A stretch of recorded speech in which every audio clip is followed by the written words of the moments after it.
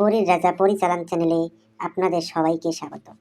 তো থাম্বনেলে আপনারা দেখতেই পেরেছেন যে এক ডাকে পরী হাজির, এবং এই পরীকে আপনারা সবার সামনে আয়নার মধ্যে হাজির করে আপনারা হাজিরা দেখতে পারবেন।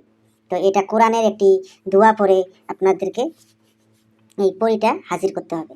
আর যেই সময় আপনারা আয়নায় হাজির করে আপনারা হাজিরা দেখবেন, ওই সময় এক ডাকে পরী এসে আপনার আয়নার মধ্যে হাজির হয়ে যাবে, এবং ওকে ওই যে হাজিরা যে দেখবেন ওকে যা জিজ্ঞেস করবেন সে তা সঙ্গে সঙ্গে আপনাকে সব কিছু বলে দিবে।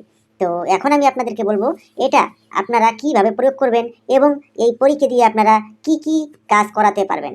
এক, হাজিরা দেখতে পারবেন। 2 নম্বর কথা হলো বান, বশীকরণ, বিচ্ছেদ এবং তান্ত্রিক লাইনের যে কোনো ধরনের কাজ আপনারা মুহূর্তের মধ্যে করিয়ে নিতে পারবেন।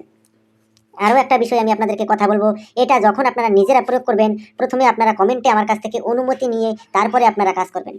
আর এটা যদি আমার কাছ থেকে চালানের মাধ্যমে নিতে চান, তাহলে পরে আমি স্ক্রিনে দেওয়া নাম্বারে আমার সঙ্গে যোগাযোগ করে নিয়ে নেবেন।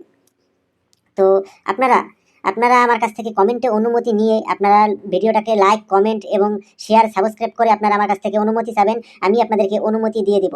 কিন্তু এই পরীকে হাজির করা খুবই সহজ এবং সরল কাজ।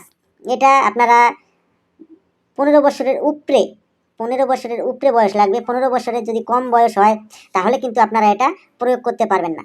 আর এটা যদি আপনারা 15 বছরের নিচে যারা আছেন তারা যদি প্রয়োগ করতে চান, তাহলে কিন্তু আপনাদের ভয়ঙ্কর ক্ষতি হয়ে যাবে।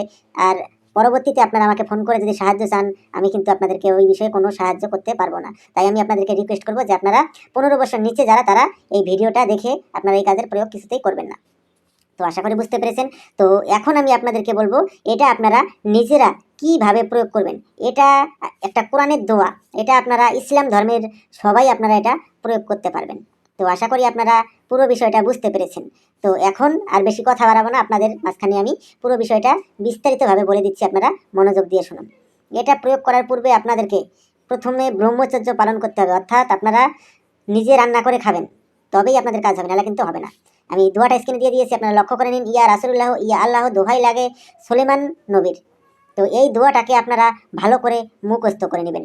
মুখস্থ করে নেওয়ার পরে আপনারা এটাকে আপনারা 311 বার জপ করে সিদ্ধ করে নেবেন। 311 বার জপ করে সিদ্ধ করে নেওয়ার পরে আপনারা এটা যে কোনো শুক্রবার রাত ঠিক 11টার সময় আপনাদেরকে যে কাজটা করতে হবে আমি আপনাদেরকে বলে দিচ্ছি।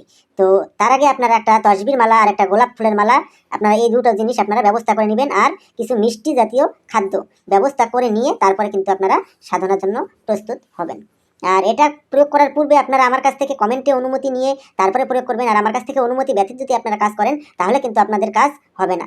তো আশা করি বুঝতে পেরেছেন। তো এখন আমি আপনাদেরকে বলে দিচ্ছি যে শুক্রবার রাত 11টার সময় আপনাদেরকে কি করতে হবে। যে দোয়াটা যে দেখতে পেরেছেন, তসবির মালা দিয়ে 101 বার আপনারা এই দোয়াটাকে পড়বেন পশ্চিম মুখে নামাজের ভঙ্গিতে বসে।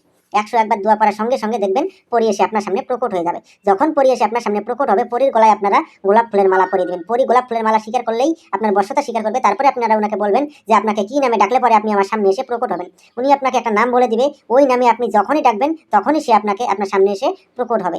আর আয়নার সামনে আপনারা কিভাবে হাজির করবেন, ওই নাম ধরেই আয়নাতে একটা ফু দিবেন, আয়নাতে প্রকট হয়ে যাবে। আর ওই আয়নাতে যদি আমি আপনার সরাসরি আপনার সামনে প্রকট করতে চান, তাহলে ওই নাম ধরে 3 বার ডাকবেন, তাহলে পরে ওই আপনার সরাসরি সামনে এসে প্রকট হবে। তো আশা করি